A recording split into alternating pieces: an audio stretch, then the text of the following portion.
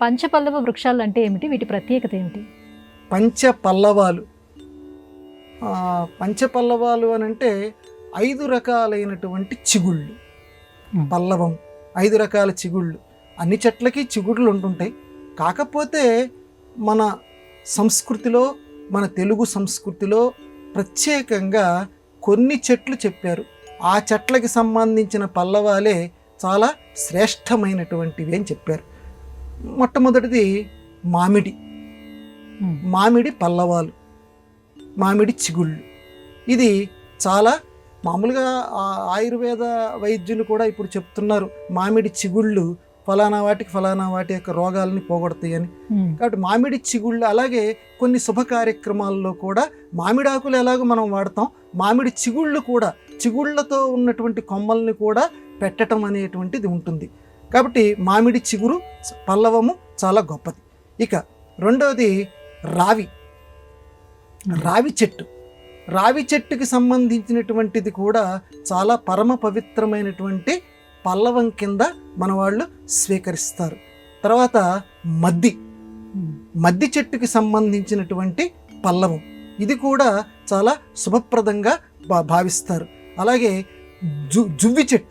జువ్వి చెట్టుకు సంబంధించినటువంటి పల్లవం కూడా, అంటే యజ్ఞయాగాదులు ఇలాంటి వాటిల్లో ప్రధానంగా ఆ పల్లవాన్ని వాడతారు. అలాగే మేడి వచ్చేసరికి దత్తాత్రేయ స్వామి వారికి చాలా ఇష్టమైనటువంటి చెట్టు కింద మేడి చెట్టుని చెప్తారు. కాబట్టి మేడి చెట్టు యొక్క పల్లవం కూడా చాలా శుభప్రదమైనది అని చెప్తారు. కాబట్టి ఈ పంచ పల్లవాలు, మనకి కల్పవృక్షాలు కూడా 5 ఉన్నాయి. ఆ 5 కల్పవృక్షాలు, అలాగే ఈ పంచ పల్లవాలు.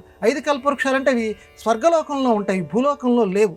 ఎందుకనంటే హరిచందనము, కల్పవృక్షము, సంతానము ఇలాంటి పేర్లతో ఉన్నటువంటి ఆ పంచవృక్షాలు, కల్పవృక్షాలు మనకి దేవతాలోకంలోనే ఉన్నాయి, ఈ భూలోకంలో మనకి దొరకవు.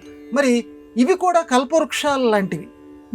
మామిడి చెట్టు కానివ్వండి, మద్ది చెట్టు కానివ్వండి, జువి చెట్టు కానివ్వండి, ఇవి కూడా ఆ కల్పవృక్షాలు, దేవతా కల్పవృక్షాలు ఎటువంటి ఫలితాలను ఇస్తాయో వీటిని కూడా ఈ పల్లవాలని గనక అంత శ్రద్ధతో గనక మనం ఉపయోగిస్తే అంత చక్కటి ఫలితాలను ఇస్తాయి. ఎందుకనంటే విష్ణుమూర్తికి సంబంధించిన చెట్లే, అసలు చెట్టే విష్ణుమూర్తికి సంబంధించినటువంటిది. మనం వేదంలో ఆ వేద వ్యాఖ్యలు చదువుతూ ఉంటే ఎంత ఆనందం కలుగుతుందంటే, మనకి చెట్టుని దైవస్వరూపంగా వేదం చెప్తుంది.